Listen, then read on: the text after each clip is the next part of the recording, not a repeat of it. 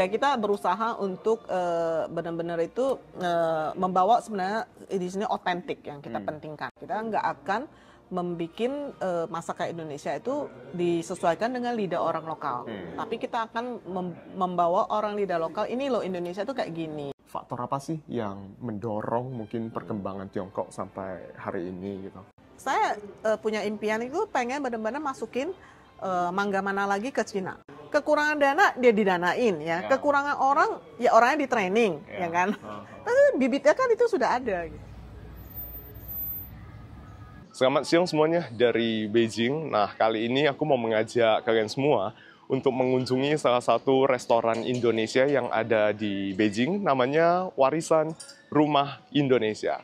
Restoran ini dibuka oleh teman saya, seorang pengusaha Indonesia yang sudah berkecimpung di dunia bisnis di Tiongkok selama hampir 30 tahun. Sebelumnya aku sudah pernah beberapa kali mengunjungi restoran Warisan, tapi kali ini kita bakal ngobrol langsung dengan pemiliknya, karena banyak sekali kisah dan pengalaman yang bisa dibagikan beliau kepada kita semua.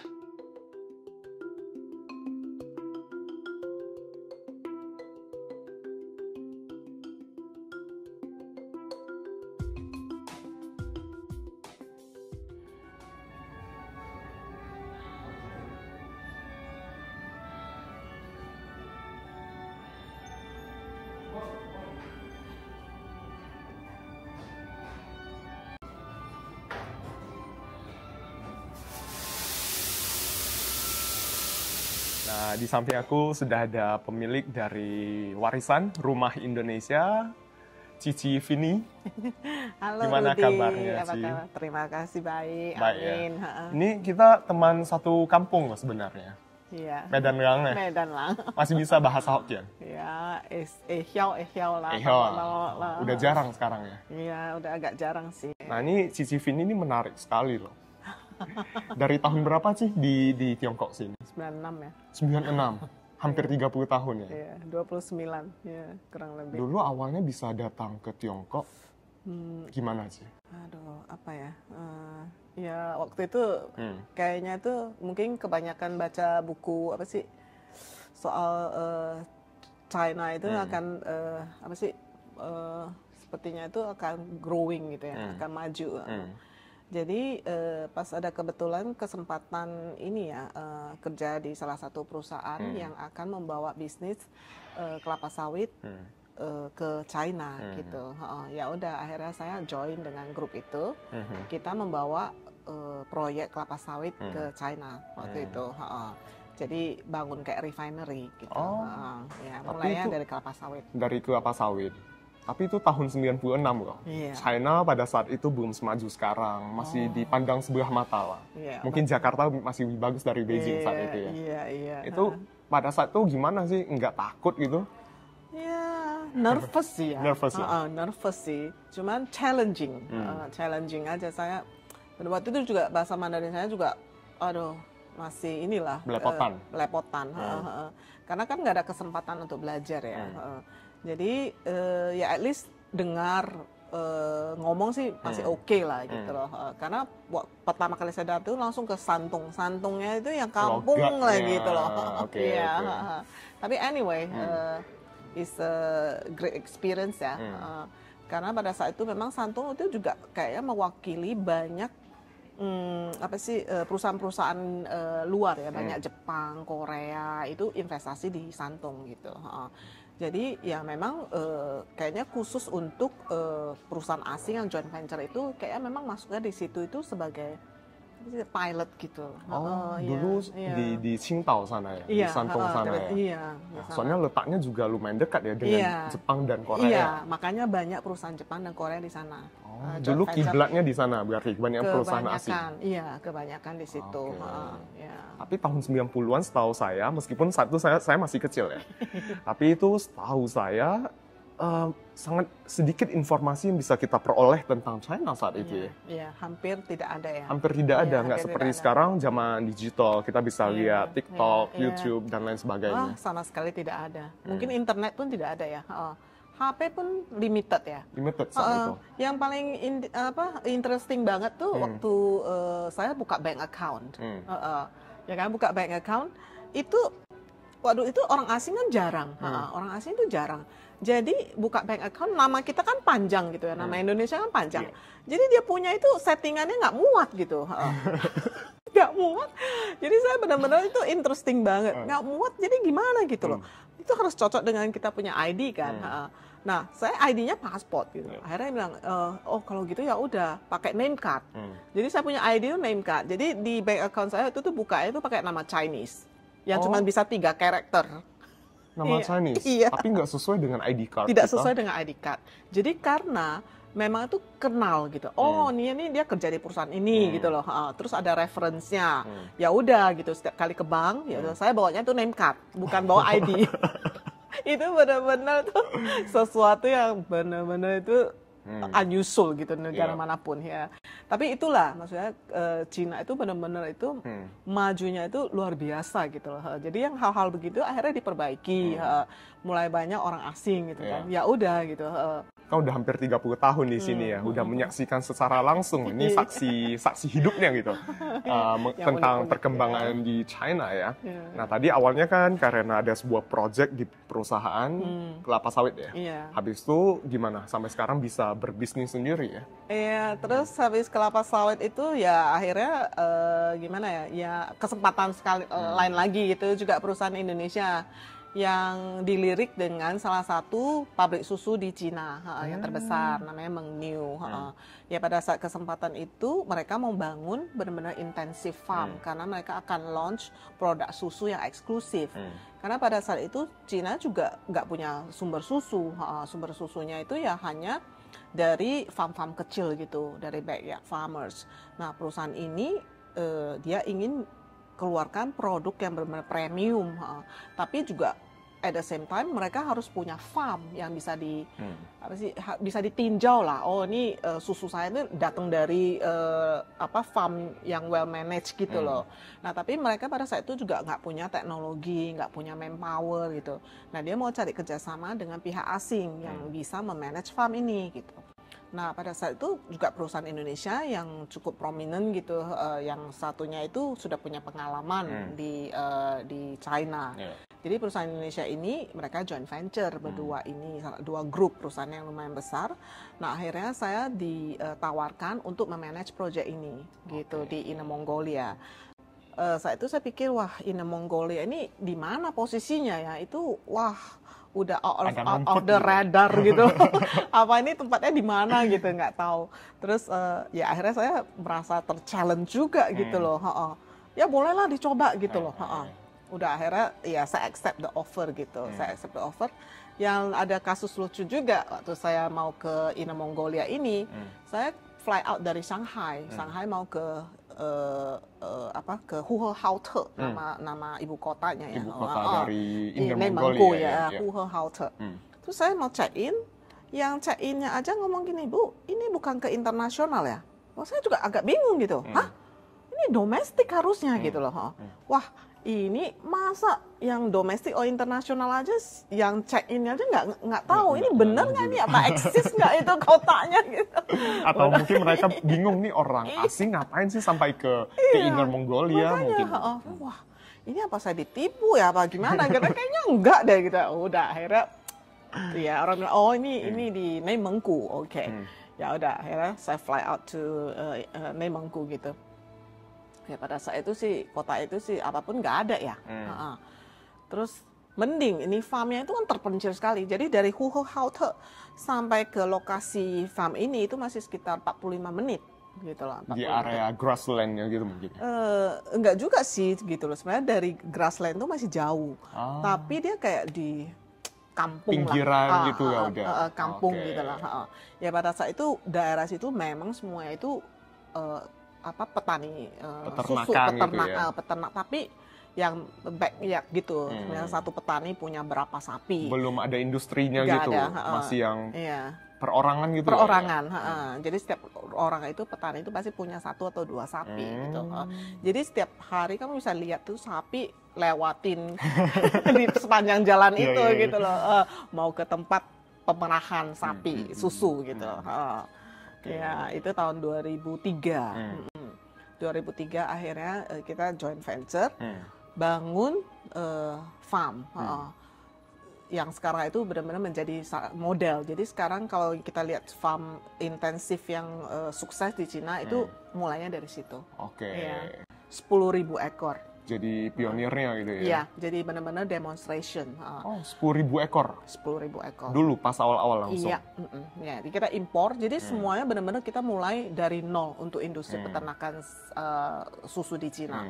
Mulai dari regulasi, mulai dari desain, mulai dari training apa segala macam, benar-benar from scratch, dari nol sampai menjadi satu industri.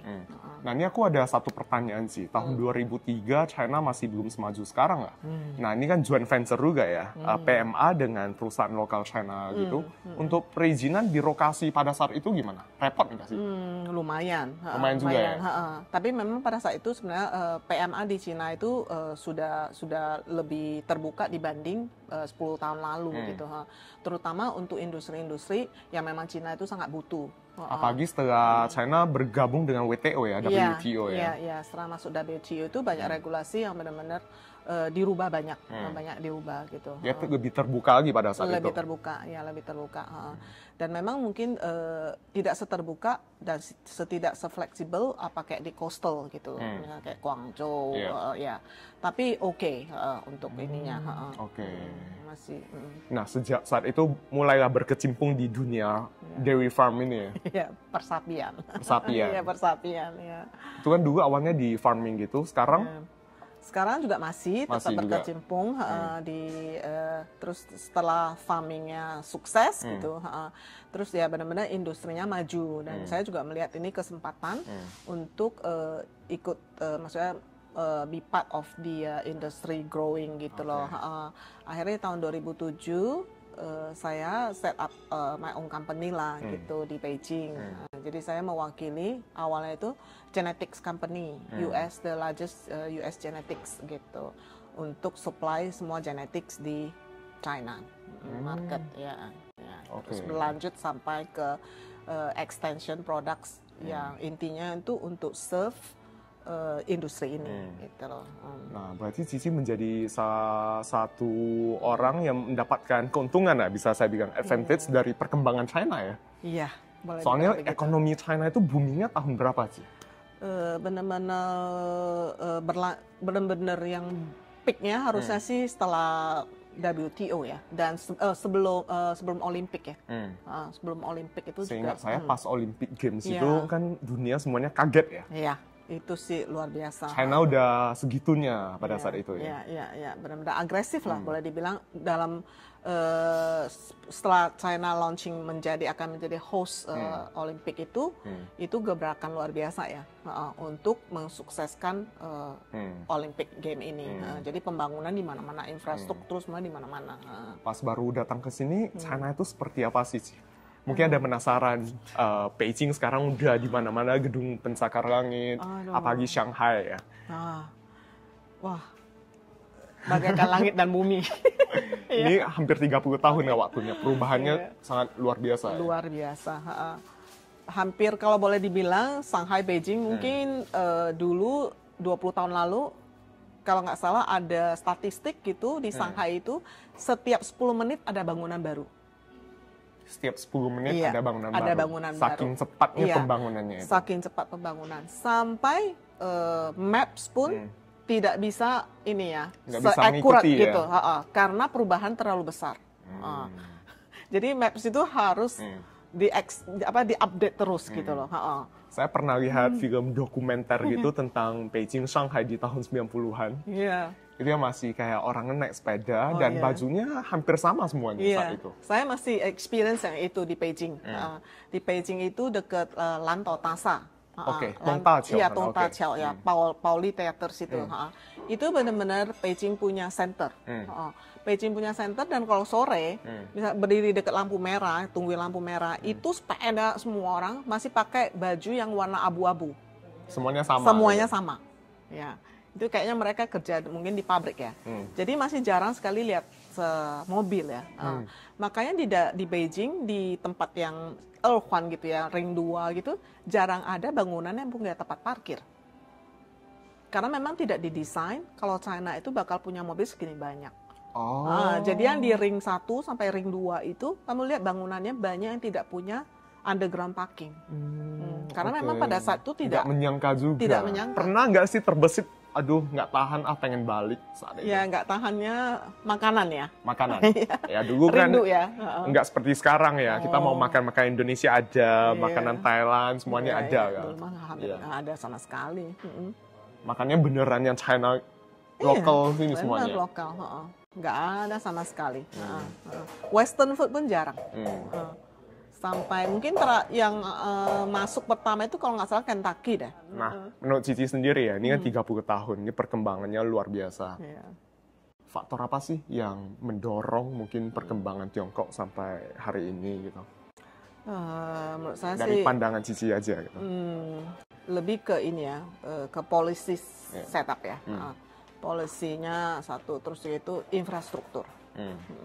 Infrastruktur itu yang maksudnya itu benar-benar mengakomodir untuk perkembangan ekonomi. Dan apalagi ya satunya itu ya motivasi orang-orangnya juga gitu loh. Ingin memiliki kehidupan yang lebih baik. Jadi attitude kerja itu memang luar biasa. Orang China sini kalau mereka nggak maju pun susah kalau menurut saya. Mereka bisa kerja mati-matian dan semua itu demi kepentingan keluarga, anak-anak gitu loh. Masa depan anaknya, cucu-cucunya, semuanya gitu. Iya, benar-benar itu apa sih namanya itu all in gitu. Berarti semuanya sinkron ya. Kalau saya pahami itu dari polisi, kebijakan pemerintah, kemudian dari orang-orangnya juga yang memang punya keinginan ya untuk merubah hidup mereka sendiri gitu. Dan mungkin stabilitas politik ya, stabilitas pemerintahan gitu. Memang beda sistem kan? Beda sistem, dan memang semua itu bisa dibikin long term plan, dan juga pendanaan ya. Pendanaan. Iya. Pendanaan kan dulu maksudnya Tiongkok masih miskin lah saat itu ya. Itu pendanaannya kebanyakan dari investor asing ini semua. Iya, maka itu kenapa investor asing bisa tertarik masuk ke sini kan? Satu, pada saat itu juga China itu cheap labor ya. Cheap labor dan etos kerjanya itu luar biasa gitu loh, untuk yang sebagai cheap labor gitu. Dan kedua juga kestabilan politik ya, keamanan politik. Nah akhirnya mendorong banyak investor beranikan masuk ke China gitu loh.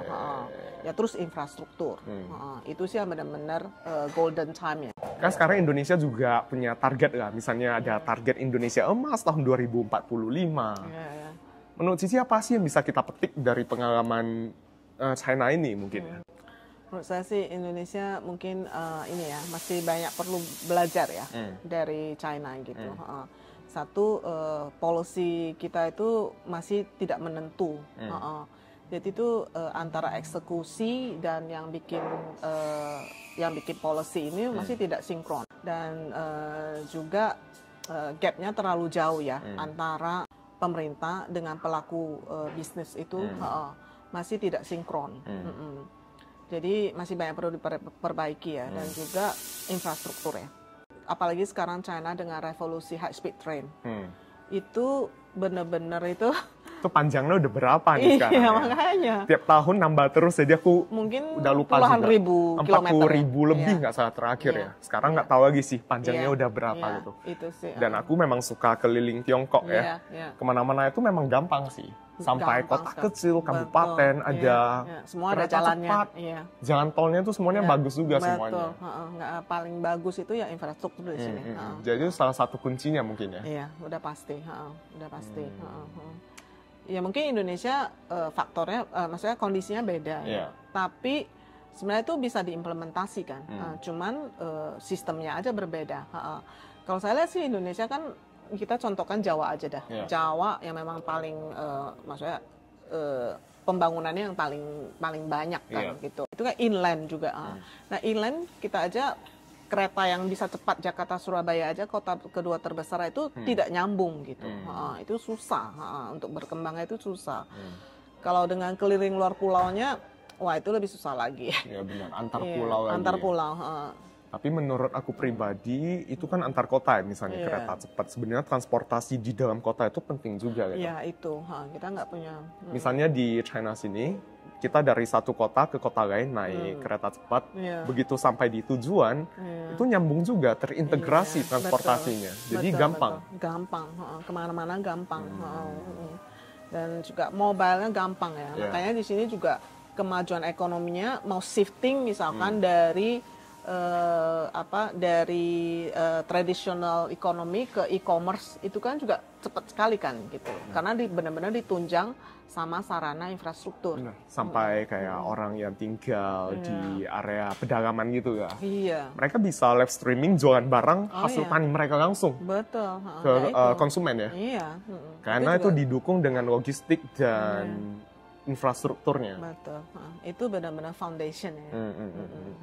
Yang memang tuh susah ditiru ya dengan maksudnya negara berkembang yang dengan pembangunan tahun yang sama gitu.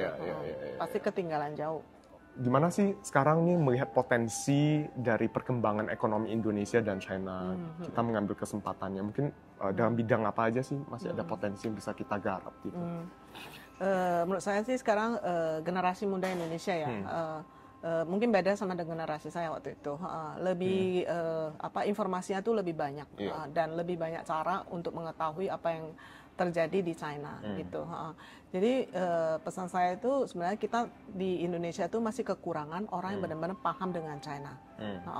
Yang kita tahu hanya kemajuannya China gitu.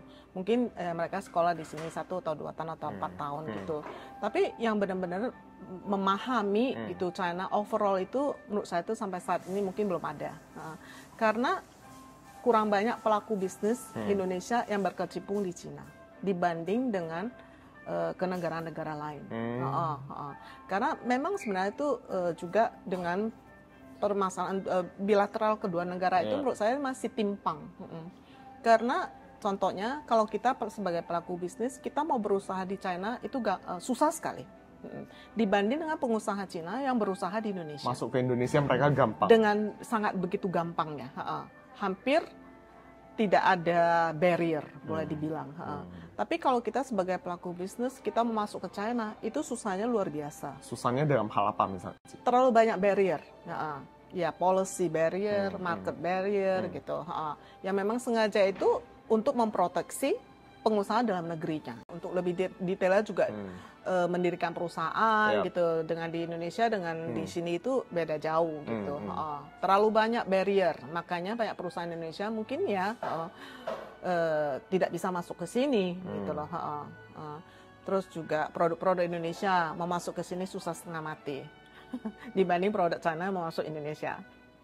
Dilindungi sekali berarti di sini ya.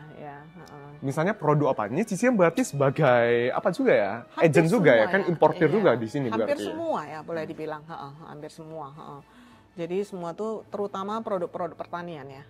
Itu lebih parah lagi karena memang butuh protokol ya, sanitasi antara dua negara. Ya itu lebih susah lagi. Itu kalau dari pihak negara sendiri itu tidak agresif gitu untuk dialog gitu. Pelaku bisnis itu susah. Jadi karena itu harus G2G.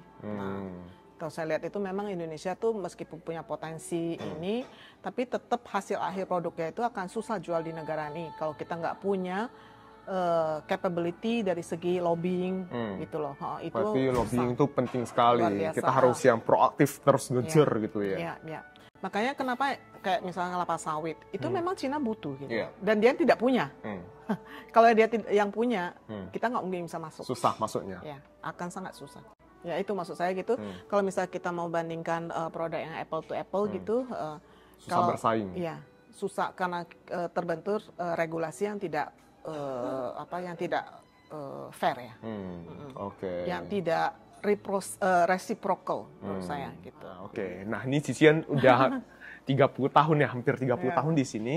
Terus dari kerja dengan perusahaan, habis itu berbisnis sendiri. Nah sekarang buka restoran nih. Ya sebenarnya mungkin lebih ke itu ya, ke apa namanya itu misinya apa sih? Misinya untuk itu ya, mempromosikan budaya Indonesia di China. Sebenarnya konsepnya gampang aja, karena saya di sini sudah terlalu lama, boleh dibilang itu menyaksikan banyak negara-negara gitu ya, yang di sini, at least itu ada yang mungkin dibantu dengan embassy atau dibantu dengan pengusaha setempat gitu untuk membawa budaya negaranya ke China gitu. Dan saya lihat di Indonesia gitu, Indonesia itu negara besar, ya sekarang itu paling besar di Asia Tenggara. Salah satu maksudnya restoran yang kecil pun nggak ada gitu loh, maksudnya yang benar-benar itu yang bisa bikin orang tahu, oh di Beijing ada restoran Indonesia ini gitu. Sama sekali nggak ada. Tapi kalau kita mau cari restoran Thai, bahkan Vietnam pun banyak sekarang udah menjamur di mana-mana. Yang cuma jualan pho itu, banh mi, ya bisa ada. Kenapa gitu restoran Indonesia itu tidak ada gitu? Jadi saya belum dapat jawabannya kenapa gitu. Nah, tadi Cici bilang ya, Indonesia negara besar.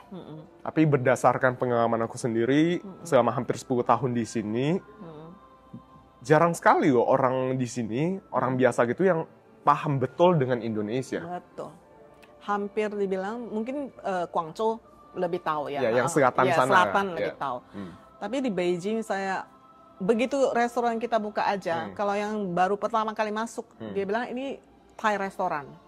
Atau enggak kita ngomong Indonesia, India aja. Ya, India gitu kan. Indonesia and Into itu beda, yaitu. Jadi kita juga kurang tahu kenapa promosi wisata kita tuh kurang banyak, masih perlu banyak yang dikerjakan di sini. Karena contoh simple dari travel ya, travel di sini itu cuma bisa tahunya Sima Thai, Singapura, Malaysia, Thailand. Nggak pernah ada Sima Thai in gitu loh. Ya itu kayaknya banyak PR yang kita harus kerjakan ya dari segi pariwisata. Mungkin pas dulu ekonomi di sini udah booming kan, banyak orang mainland sini ya yang traveling keluar. Memang bener sih, kebanyakan ke Singapura, Malaysia dan Thailand ya. Ya itu Sima Thai udah max gitu. Jadi mungkin saat mereka ke sana, mereka mencicipi kuliner setempat. Jadinya kenal gitu loh. Kenal, iya. Ya, tapi mungkin saat itu Indonesia belum dilirik sebagai tujuan wisata saat itu ya. Belum. Nah ini kan tujuannya mempromosikan budaya Indonesia. Saya lihat ini banyak sekali ya. Kayak kerajinan tangan Indonesia dari batik. Terus ada juga kayak itu rantang dengan motif batik semuanya. Semuanya batik dan semuanya handmade. Semuanya handmade dari Indonesia. Jadi ini juga untuk mempromosikan UMKM Indonesia juga ya. Betul. Jadi ini sebenarnya sebagai platform lah, sebagai platform yang didukung oleh Bank Indonesia dan KBRI supaya bisa menjadi wadah tempat promosi budaya Indonesia dan juga produk-produk UMKM. Jadi kita akan memfasilitasi mereka untuk membawa produknya ke China gitu loh. Jadi misinya memang di sini itu kita di sini itu membawa produk-produk UMKM yang bagus, yang tidak punya kapasitas untuk ekspor sendiri. Kita akan bantu mereka untuk promosi produknya di China dan kalau bisa membuka jaringan kerjasama antara mereka dengan perusahaan-perusahaan di Cina gitu loh, yang memang interesting dengan perusahaan produk-produk Indonesia. Sebagai penyambung juga berarti ya. Nah ini restorannya nih, kan konsepnya restoran Indonesia ya. Kalau Thailand kan orang sini tahu, misalnya menunya yang signature dish-nya mungkin kayak seperti tom yum. Orang langsung keingat nih, Thailand, tom yum misalnya. Misalnya Vietnam pho misalnya. Kalau Indonesia, sejauh ini orang sini tahunya apa gitu? Ada nggak sih? Kayaknya kalau Indonesia cuma tahunya nasi goreng. Ya, ini cao fan. Ini cao fan. Itu saya seluruh dunia ya yang tahu ini cao fan. Ya kita berusaha untuk benar-benar itu membawa sebenarnya di sini otentik yang kita pentingkan. Jadi kita save juga dari Indonesia. Kita nggak akan membikin masakan Indonesia itu disesuaikan dengan lidah orang lokal. Tapi kita akan membawa orang lidah lokal, ini loh Indonesia tuh kayak gini, makanannya ya otentik gitu. Biar nggak salah kaprah iya, gitu betul. Karena yang bisa menikmati ini pasti orang yang pernah ke Indonesia. Iya. Gitu. Jadi dia belum pernah ke Indonesia, dia harus ke Indonesia gitu loh. Ini loh makanan Indonesia. Jadi kita bukan menyesuaikan dengan lidah mereka, tapi mereka harus menyesuaikan dengan lidah orang Indonesia. Perlahan-lahan baru bisa diterima seperti itu ya, daripada kita bikin yang enggak otentik begitu sampai di Indonesia kok beda, gitu. Iya. Jadi authenticity. Tapi mungkin ada beberapa komposisi yang disesuaikan ya. Rempahnya mungkin semuanya sama dari segi komposisi mungkin. Tingkat kepedasan aja sebenarnya, cabenya aja. Sisanya ya kalau orang Indonesia makan di sini pasti bilang kurang pedas. Terus itu aja sih yang di adjust, yang lain sih enggak. Karena kalau dari menu-menunya itu sebelum buka tuh dari set dulu, misalnya mau dijual tuh, di serve itu menu-menu apa aja gitu. Ya, untuk Beijing gitu yang lebih memudahkan orang itu tahu, maksudnya menu utama Indonesia, kita pertama kali set menunya itu bebek bengil. Kenapa bebek bengil gitu? Bali. Iya. Cangya semuanya. Cangya. Pasti rata-rata udah pernah ke Bali tahu itu tidak ya atau bebek bengil ya, cangya. Terus dan juga mau disejajarkan dengan Peking duck. Oke. Ya itu lebih ke story-nya, ceritanya itu lebih gampang. Ya, soalnya sama-sama ada bebek ya, Peking duck. Jadi kalau misalnya ada bebek bengil mungkin lebih mudah diterima. Gitu lebih storytelling-nya lebih gampang gitu. Terus habis itu yang lebih cocok dengan orang Peifang sini gitu, itu sop buntut. Iya benar. Di sini ada juga sop buntut, tapi rasanya beda. Gitu. Rasanya beda. Dan memang itu banyak yang mereka udah coba situ, yaitu Oke, mereka bilang, iya ini cocok gitu. Jadi memang akhirnya yang sudah pernah benar-benar datang ke sini coba, mereka bisa tahu perbedaan masakan Indonesia dan Thailand. Awalnya mereka kirain semua masakan Asia Tenggara sama semua. Iya, pasti dibilang ini kari ya. Kalau Indonesia identical to kari gitu loh. Sebenarnya itu enggak. Iya. Kita misalnya lebih identiknya ke gulai gitu ya. Iya. Rendang, gulai gitu. Iya itu. Pasti semua pertanyaannya itu. Dan selama ini dari beberapa menu yang di-serve, yang paling bisa diterima itu yang paling best seller. Best seller, bebek bengil, sop buntut, otomatis juga mie goreng Jawa, sate. Sate udah pasti, sate nggak terlalu banyak cerita gitu ya, sate udah pasti tahu, soto ayam. Iya. Yang berkuah gitu, sup gitu juga. Iya, itu benar-benar pilihan utama ya. Terus ini juga ayam goreng. Iya, itu beberapa best sellernya di sini. Setahu saya ya, pemerintah Thailand itu ikut mendukung loh bisnis kuliner di luar ya. Iya.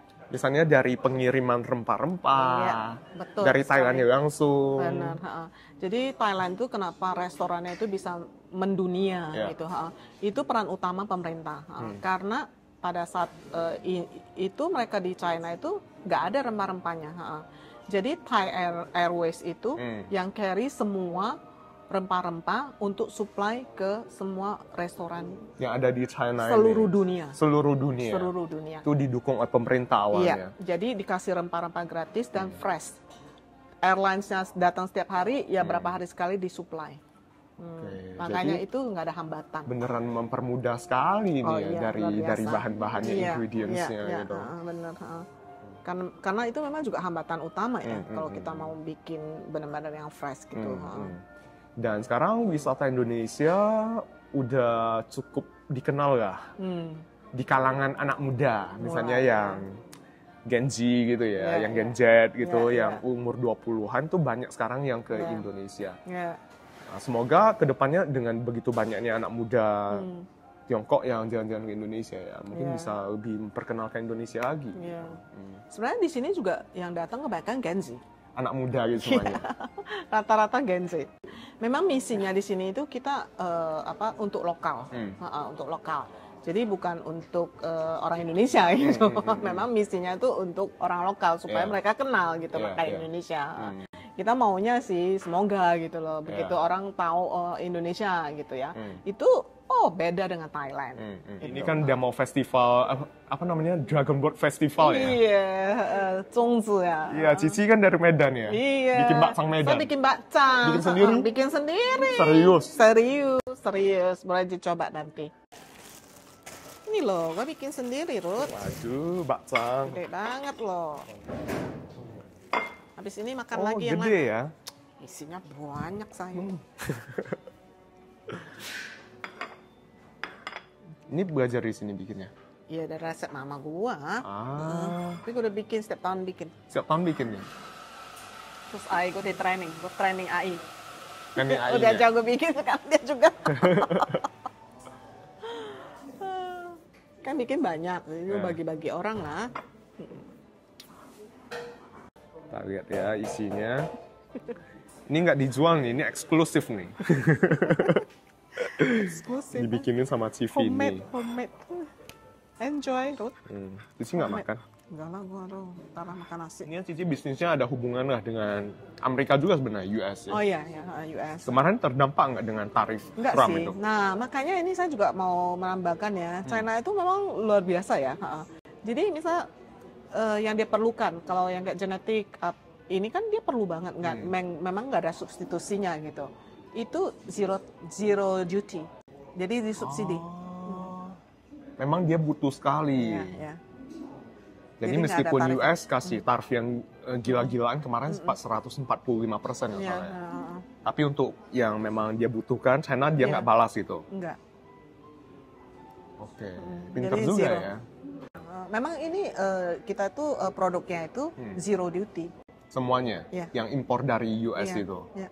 Termasuk equipment yang kita sekarang impor itu dari Kanada. Jadi nggak kena impact ya. Sebenarnya sih kalau menurut saya sih itu sebenarnya Amerika juga nggak ada untungnya dia impose. Itu hanya strategi untuk membawa China itu ke table discussion, meja negosiasi. Karena hubungan US-China itu defisit dagang itu gapnya udah terlalu jauh. Jadi sebenarnya itu memang bisa diselesaikan gitu loh. Karena memang China juga butuh banyak impor barang dari US gitu. Nah itu memang berapa tahun lalu itu memang dibiarinin aja gitu loh. Harusnya itu gapnya diperkecil, ya udah nggak ada masalah gitu loh. Problemnya untuk US karena defisit ke China itu terlalu besar gitu. Itu harus diselesaikan whoever the administration gitu loh. Ya cuman Trump kan lebih keras gitu. Yang vulgar gitu ya, cara-caranya gitu langsung. Tapi siapapun nanti juga ini masalah harus diselesaikan. Sebenarnya menurut saya sih bukan karena siapa yang mau jadi the superpower ya. Karena itu akhirnya di end of the day gitu. Itu dilihat dari kekuatan ekonomi per negara tersebut kan gitu loh. Nah kalau China kan sekarang maksudnya yang masih negara-negara lain itu tergantung dari cheap labor-nya China. Tapi cheap labor China itu golden time-nya udah habis. Udah selesai. Ya dia kenapa bisa bersaing harganya, kenapa dia bisa murah sekali kan. Sebenarnya kan dari segi quantity kan. Kalau produksinya jauh lebih banyak, pasti harganya turun. Cost-nya turun. Habis itu so what? Barangnya mau membanjiri negara mana gitu loh. Akhirnya kan sekarang overkapasitas kan. Nah, banyak negara-negara itu membendung itu ya gitu karena jadi ada dumping. Tapi dari sini hebatnya mereka bisa memproduksi berbagai jenis barang. Apa aja bisa produksi? Nah, kenapa saya bilang itu setelah China join WTO gitu. Banyak perusahaan-perusahaan itu melirik ke China itu karena China open kan. Terus cheap labor gitu. Jadi misalnya contoh iPhone gitu. Produksi di China otomatis human power-nya itu udah well training. Karena mereka memproduksi iPhone udah puluhan tahun. Tapi apakah tanpa iPhone China bisa memproduksi? Akhirnya China bisa kan bikin. Karena mereka udah belajar teknologinya. Mereka punya kesempatan gitu loh. Coba kita di Indonesia. iPhone mana ada landed di Indonesia? Mana manufacturer lain yang bisa masuk ke Indonesia? Itu juga membangun kita punya manpower kan. Nah, China kenapa banyak akhirnya mereka bisa bikin sendiri? Ya itu. keterbukaan itulah yang di awal tahun 2000-an awalnya itu. Gitu. Jadi masuk aja semua dikasih fasilitas ada gampang. transfer teknologi juga. Cheap labor. Dan sumber daya manusianya udah siap juga. Udah siap juga gitu loh. Karena di sini terus terang ya sourcing apapun gampang kan. Karena hampir semua ada kan well connected. Misalnya saya mau bikin iPhone gitu di sini. Kan saya juga perlu equipment lain. Iya benar. Itu banyak perusahaan-perusahaan di Cina yang bisa memfasilitasi komponennya semuanya. Jadi kayak rantai produksi mereka udah terintegrasi semuanya. Itu juga proses belajar selama puluhan tahun ini kan. Nah Indonesia mungkin salah satu kendalanya sekarang investor gede nih. Ya, seperti iPhone kan belum ya di Indonesia. Belum ya.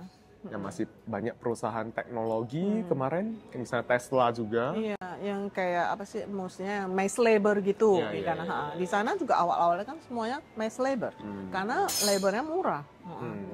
Pengen tanya sih satu hal, tapi agak sensitif nggak? Kenapa itu kayak perusahaan seperti iPhone, Tesla, kita tahu lah penyebabnya. Kenapa akhirnya ujung-ujungnya melirik ke Vietnam, ke negara lain, ke Filipina gitu, tapi Indonesia ujung-ujungnya nggak dapat apa-apa gitu. Kalau Indonesia punya susah lah, terlalu banyak palaknya. Ya kan, apapun susah gitu. Kalau menurut saya Vietnam juga nggak ada kelebihan apa-apa ya. Cuman ya the second best option China for cheap labor ya. Vietnam. Iya. Sebenarnya kalau ditanya gitu, itu pasti juga susah karena infrastrukturnya pasti nggak ada yang bisa ngalahin China.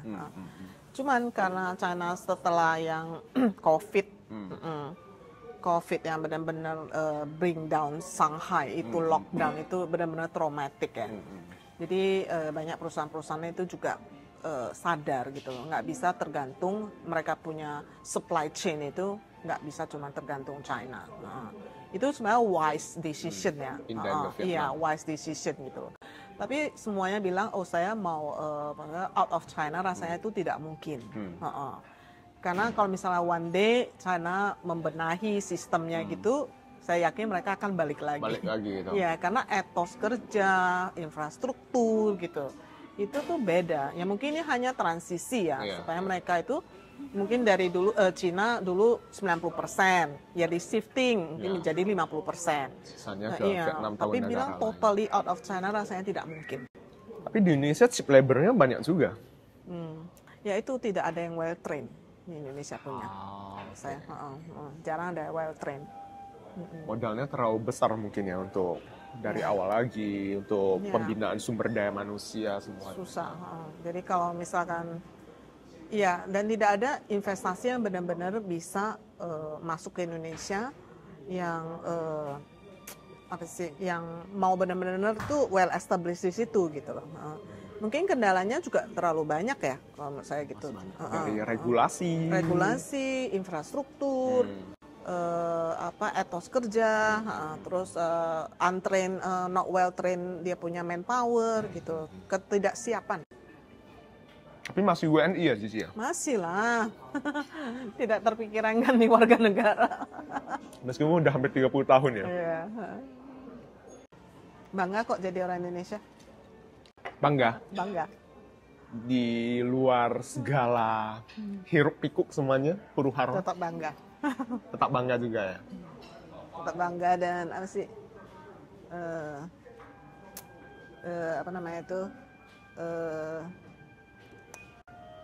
Senang bisa lahir di Indonesia gitu. Sebenarnya itu negara yang sangat luar biasa kalau menurut saya sih. Kalau yang kita udah pernah pergi gitu. Dari segi apa sih ya? Keanekaragamannya itu loh. Itu tuh mau dibandingin dengan negara lain tuh susah. Meskipun China ya juga beraneka ragam gitu. Tapi yang mau seperti kayak Indonesia itu susah. Ya kan? Dari segi apa sih, kekayaan budaya, kemudian kekayaan sumber daya alam. Iya, mau semua itu jadi satu itu rasanya masih susah. Meskipun Cici sekarang jadi pengusaha di sana sini, tapi tetap aja yang bisa dilakukan buat Indonesia. Ini salah satunya. Oh iya dong. Benar ya? Ya, bangga bisa. Iya, misi saya sebenarnya tuh pengen membawa terutama, saya rasa banyak apa namanya itu yang di Indonesia tuh yang bagus-bagus gitu loh, misalnya contohnya batik ya, kerajinan tangan, terus desain terutama juga lukisan dan handicraft itu yang di sini itu susah bikinnya ya. Maksudnya kalau untuk handmade itu rasanya Indonesia masih belum terkalahkan ya.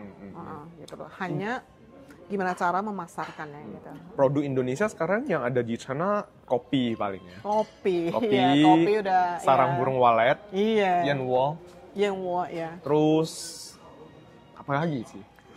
Kalau untuk yang komoditas rasanya cuma itu ya, kopi. Rempah-rempah ada lah, rempah-rempah. Ya, sedikit lah ya. Karena China juga hampir ada sih dari Yunan ya. Iya, Yunan sana ada rempah-rempah. Terus kelapa mungkin. Ya, kelapa banyak sih ya, kelapa dari Indonesia. Sekarang permintaan kelapa dari sini itu gede sekali. Iya. Gara-gara itu namanya apa? Luckin Coffee ya. Luckin Coffee ya. Dan juga mereka bikin ini loh, apa sih dari kelapa itu dibikin susu. Milk drink. Oke. Jadi benar-benar minum santan intinya. Santan kayak kopi gitu kan. Iya, minum santan juga. Coconut latte. Iya, kayak gitu. Itu best sellernya dan sekarang permintaan santan banyak sekali dari sini gitu, salah satunya. Tapi maksudnya untuk produk-produk lainnya? Ya, sebenarnya produk pertanian Indonesia itu ya itu pangsa pasarnya itu luar biasa besar di sini. Ya, itu terbentur kendala itulah protokol. Kita masih nunggu-nunggu sih kapan durian Indonesia bisa membanjiri pasar Cina seperti Thailand gitu. Yuk, katanya udah memulai ya tahun ini ya? Kemarin udah... Sudah negosiasinya sudah oke gitu. Ya. Semoga. Durian, jangan durian Thailand. Sekarang Musang King dari Malaysia segitu mahalnya aja pun laris di sini, gila, pasarnya gede banget. Iya, gede sekali. Ya takutnya gitu, kalau Indonesia itu tidak siap. Biasanya tidak siap supply, karena masih petani-petani kecil. Dan tidak ada yang benar-benar benar-benar kayak estate gitu, secara industri. Iya, industri gitu. Masih dari petani. Gitu. Susah.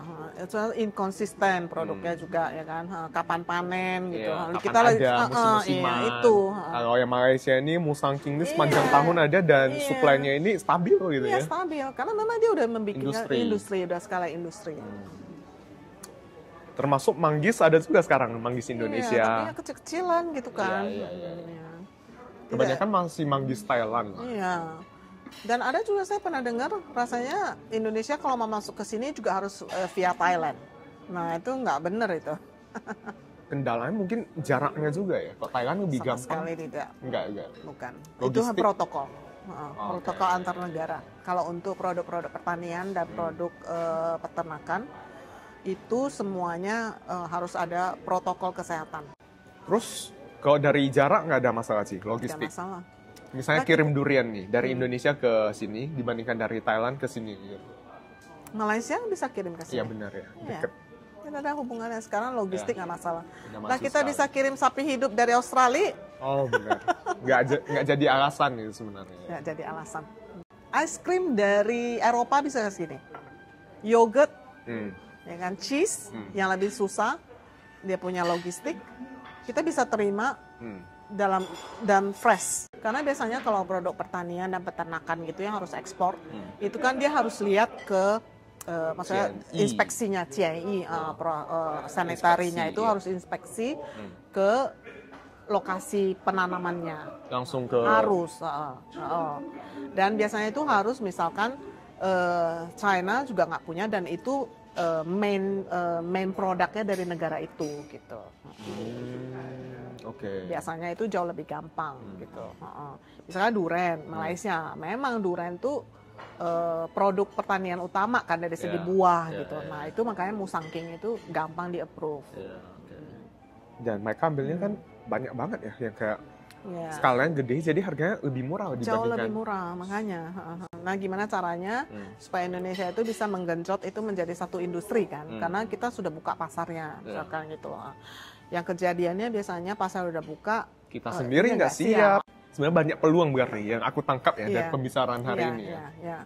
Banyak sekali. Misalnya tadi industri durian misalnya. Iya.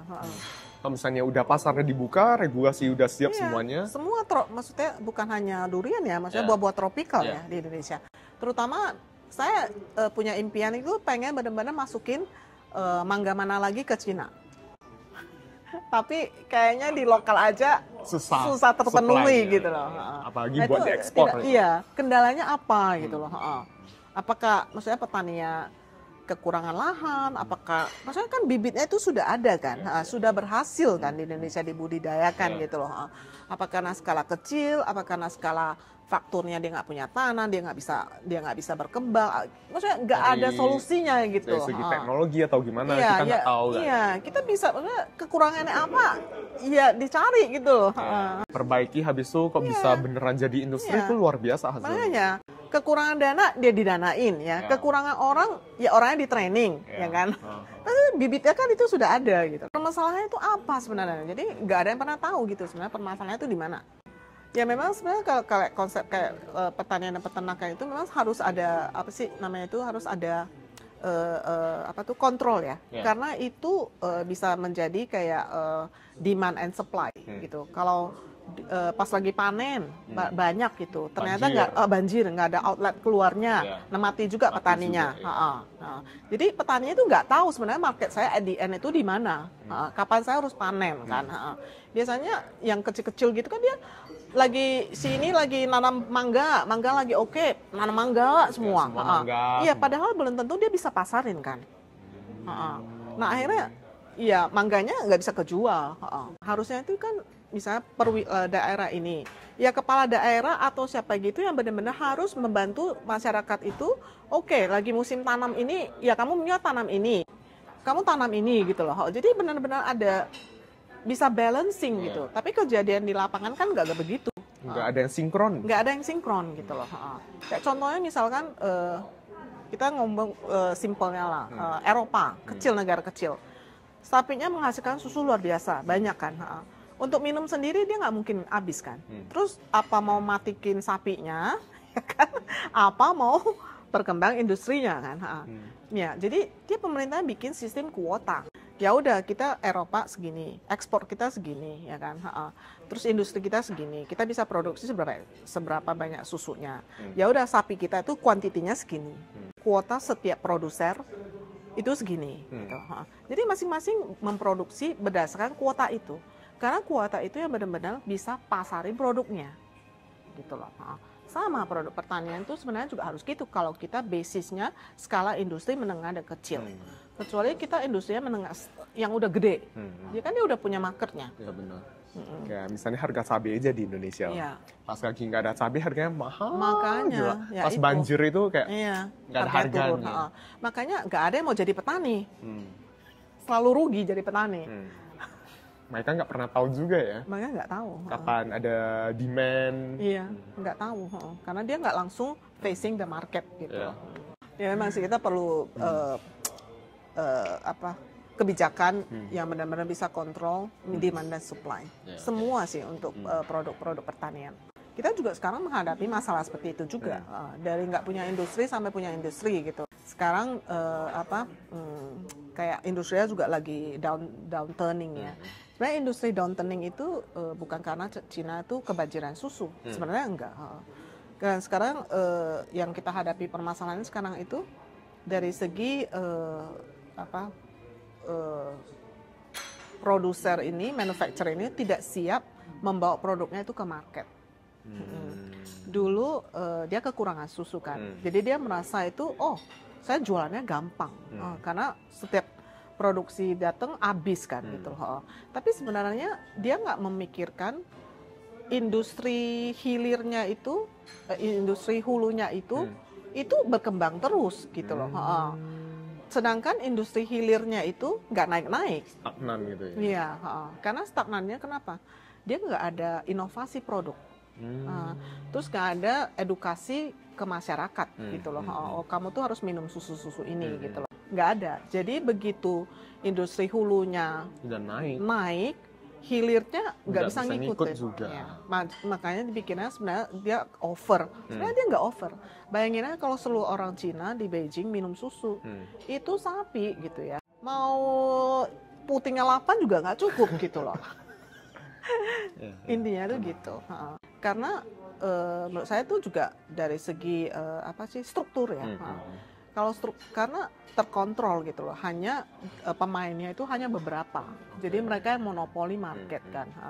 Mereka jadi nggak bagi dia gitu loh.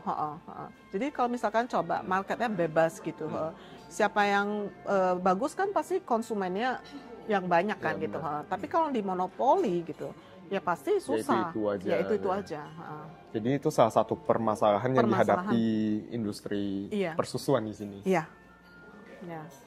Sampai ke tahap itu sudah gitu. Jadi kalau tanpa inovasi lagi gitu atau nggak dibuka gitu, nggak monopoli, ya dia tetap akan, masalahnya nggak akan hilang. Ini ada nasi liwet dari warisan, komplit ya. Dari penampilannya aja udah Indonesia sekali. Ada tahu, tempe, ayam goreng, sambal, dan lalapan. Ada sop buntut juga. Ini salah satu best sellernya. Ini sambalnya enak, sambal kencur ya. Pedas asli Indonesia.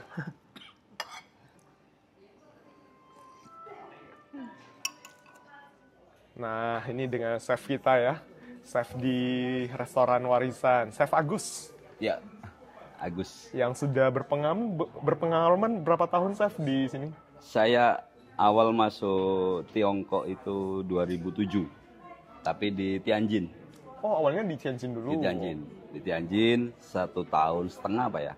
Terus pindah ke Beijing. Ada restoran Indonesia di Tianjin? Ya dulu. Dulu ada? Ya. Oh, okay. Di Teda apa namanya, daerah baru gitu. 1,5 tahun terus pindah ke Sanlitun dengan restoran yang sama. Namanya restoran Padang ya saya? Bukan. Dulu Bali Papaya. Oh, oke. Di Nali Patios itu. Gitu. Terus habis itu 2010 ke Shanghai. Paling lama di Shanghai. Sampai 2022. Oh, berarti udah berapa tahun? Ya 12. Lebih lah kalau dihitung-hitung ya lebih lah. 15-an. Belasan tahun. Iya. Berarti Chef Agus juga sama ya, udah melihat perkembangan China ya dari tahun 2000, awal 2000. Dari awal-awal mulai itu. CHR itu kereta cepat mulai dibangun. Kita nyoba sama bos gitu, Tianjin Beijing. Cuma berapa menit itu. Tapi betah sekarang udah sini. Iya. Ya mau nggak mau lah. Sekarang dengan culture udah kayak. Culture-nya udah biasa juga. Ya udah biasa lah. Aslinya dari mana, Chef? Saya dari Lumajang. Jawa Timur ya. Jawa Timur ya. Deket Jember lah. Kalau ke timur Jember. Dan katanya Chef Agus sudah bisa bahasa Mandarin sekarang. Jago udah. Ya bisa dikit. Belajarnya otodidak atau gimana? Otodidak. Dari teman karyawan gini. Jadi kebetulan waktu itu ada temen yang karyawan itu bisa English, bisa bahasa Inggris. Jadi saya ya harus mau nggak mau. Jadi di pikiran saya tuh harus bisa. Kalau nggak bisa repot sendiri saya. Mau makan aja susah, mau kemana-mana nanya susah gitu. Jadi dalam benak dan hati itu ada, saya harus bisa ini. Jadi sekarang buat komunikasi sama sekali nggak ada masalah lagi? Ya komunikasi alhamdulillah bisa lah, simple thing bisa lah. Yang simple-simple. Nah dari Chef sendiri melihat dunia kuliner di sini ya, misalnya restoran Indonesia, prospeknya gimana nih Chef? Kan sebenarnya saya dengar dari cerita Chef Agus, dari awal tahun 2000 sebenarnya di China udah ada resto Indonesia ya? Iya. Tapi kenapa perkembangannya lambat sekali? Sampai sekarang udah lewat belasan tahun, di Beijing cuma ada 2 restoran Indonesia sampai sekarang. Ya mungkin kalau saya lihat secara pribadi ya, mungkin promosinya kurang waktu itu. Mungkin sekarang harus ditingkatkan lah. Digenjot terus ya? Support dari pemerintah juga harus disupport. Sama dengan kayak, ya kita nggak mau bandingin ya, memang kenyataannya kayak restoran Thailand dia lebih boom gitu. Karena saya kan dulu di Bali Papaya itu restoran Indonesia Thailand jadi satu. Oh. Iya. Oke. Jadi pemerintah Thailandnya itu support langsung mengenai produk bahan-bahan dari Thailand apa aja gitu, mereka support. Jadi makanya mungkin restoran Thailand lebih booming di sini. Lebih booming mendunia, lebih dikenal di negara manapun daripada masakan ini. Soalnya kan kalau misalnya Thailand begitu dengar Thai food misalnya langsung keingatnya itu tom yum gitu misalnya. Iya. Kalau Indonesia apa? Kalau Indonesia biasanya sih mereka sate sama nasi goreng. Justru kayak rendang yang termasuk kurang tahu ya? Ya, dari UNICEF nomor 1 apa, mereka kurang tahu. Tapi kalau sate, nasi goreng, mereka tahu. Tapi nasi goreng kan sebenarnya... Iya, sebenarnya general ya. General, ya. di mana-mana, hampir di mana-mana ya. ada gitu. Tapi mereka ingetnya itu mungkin mereka pernah ke Bali atau Jakarta ya, mungkin nasi gorengnya. Nah, aneh yang saya tanya dari teman-teman saya juga yang udah pernah ke Indonesia, ke Bali, aku tanya, di Bali kamu paling suka makanan apa? Nasi goreng. Iya. Tapi sebenarnya Bali itu banyak sekali Iya. kuliner setempatnya ya. Iya. Iya. Tapi yang mereka tahu ya itu doang, mie goreng, nasi goreng, kerupuk udang. Ya mungkin kita di sana kan kayak street foodnya lebih banyak nasi goreng, mie goreng, sate, bakso. Jadi orang kan kalau kita misalnya orang kita vacation ke Bali atau kemana gitu, mereka kan kayak kita juga pasti nyarinya yang street food aja deh, mungkin harganya lebih low gitu kan. Jadi taunya itu aja kan, gitu. Beda sama Thailand, meskipun street foodnya banyak, dia juga jualannya variatif, nggak gitu aja. Bener nggak? Bener. Kalau Thailand tuh street foodnya memang variatif sekali. Variatif, gitu. Iya.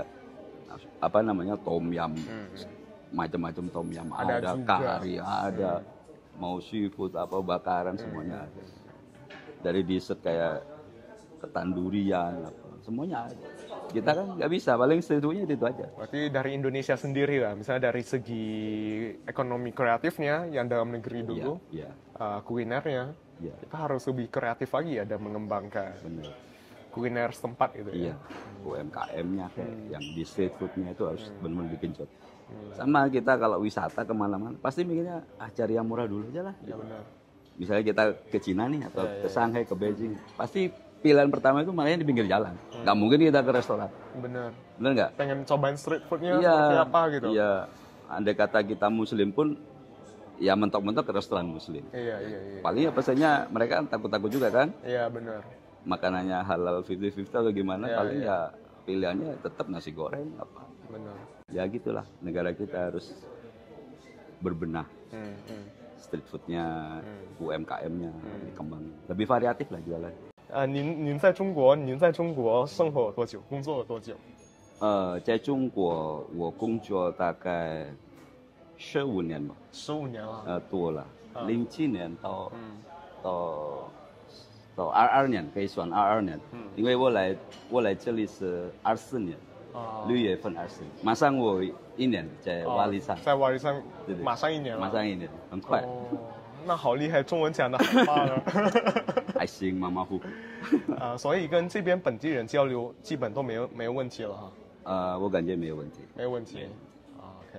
如果有问题，我感觉不懂还是不明白，我可以在手机里面不是有软件对反映的，这个现在很方便，不像以前50年没有 smartphone，所以每次都有人讲话英文，然后打翻译中文，然后我写拼音。写拼音。对，我每天学这个。自己学了。是，拼音 ABC 这个。mantap bahasa Mandarinnya. Mungkin bisa memotivasi juga ya. Iya, jadi kalau pingin bisa ya harus dari hati, ada kemauan. Saya harus bisa. Nggak ada yang nggak mungkin gitu ya? Nggak ada yang nggak mungkin. Iya. Oke. Ayo semangat. Mau bagi yang pengen datang ke China buat memperkenalkan kuliner Indonesia juga mungkin ya. Iya. Mungkin ada kesempatan nanti. Iya. Seperti Chef Agus. Oke, thank you Chef. Ya, makasih.